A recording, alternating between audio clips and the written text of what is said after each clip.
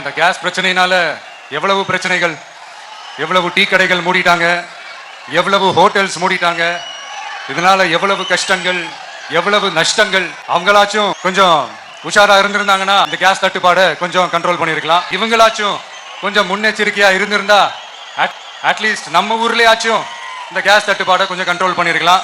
LPG பிரச்சனைக்கு முக்கியமான காரணம் என்னன்னா, இஸ்ரேல் அமெரிக்கா ஈரான் மேலே குண்டு போட்ட பிறகு ஈரானும் அதுக்கு பதிலடி இஸ்ரேல் மேலே குண்டு போட்டுச்சு, யுஏஇ மேலே குண்டு போட்டுச்சு, குவைட் மேலே குண்டு போட்டுச்சு.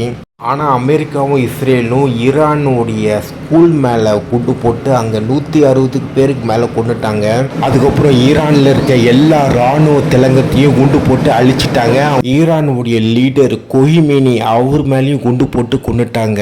இஸ்ரேல் ஈரானில் பல இடங்களில் தீவிரமாக அளவுக்கு அதிகமான குண்டுகள் போட்டதுனால ஈரானுக்கு இருக்கிற ஒரே ஒரு தற்காப்பு அது என்னன்னா, ஈரான் ஸ்ட்ரெய்ட் ஆஃப் ஹார்முஸை இழுத்து மூடிட்டாங்க.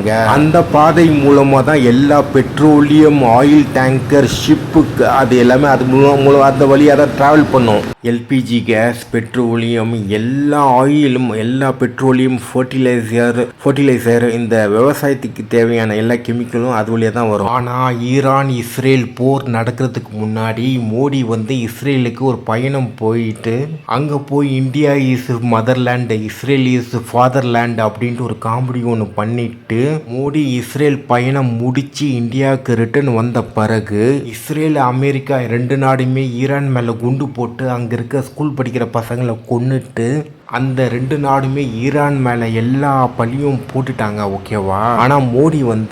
ஆனால் மோடி ஈரானை கண்டனம் தெரிவித்தார் மற்ற நாடுகள் மேலே தாக்குதல் நடத்துறதுக்கு. இந்தியாவுக்கும் ஈரானுக்கும் எந்த ஒரு பிரச்சனையும் கிடையாது. ஆனால் இந்த பிரச்சனை எல்லாமே உண்டாக்குனது மோடி இந்த இஸ்ரேலுக்கு சப்போர்ட் பண்ணி பேசுனதுனால தான் இவ்வளோ பிரச்சனையுமே நம்ம ஃபேஸ் பண்ணிகிட்டு இருக்கோம். அப்போது நீங்கள் யாரை வார்ன் பண்ணணும், யாரை கண்டனம் தெரிவிக்கணும்? நீங்கள் கண்டனம் தெரிவிக்க வேண்டியது பிஜேபியை மட்டும்தான். அண்ட் முக்கியமாக இந்த எல்பிஜி கேஸ் பார்த்தீங்கன்னா இது எல்லாமே ஹேண்டில் பண்ணுறது யூனியன் கவர்மெண்ட்டு. தமிழ்நாடு ஸ்டேட் கவர்மெண்ட்டுக்கும் இதுக்கும் எந்த ஒரு சம்மந்தமும் இல்லை. இதுவரை நீங்கள் கட்சியை ஸ்டார்ட் பண்ணதில் இருந்து பார்த்தீங்கன்னா நீங்கள் எந்த இடத்துலையுமே பிஜேபியை எதிர்த்து ஸ்ட்ராங்கான ஒரு கண்டனம் எந்த இடத்துலையுமே நீங்கள் தெரிவிக்கவே இல்லை. எல்லா இடத்துலையும் டம்மியாக தான் இருக்கீங்க. சம்மந்தமே இல்லாமல் டிஎம்கேன்ட்டு தீய சக்தி அப்படி இப்படி சொல்லிட்டு இருக்கீங்க. நீங்கள் என்ன பண்ணுறீங்கன்னு எனக்கு புரியல. ஓகேவா?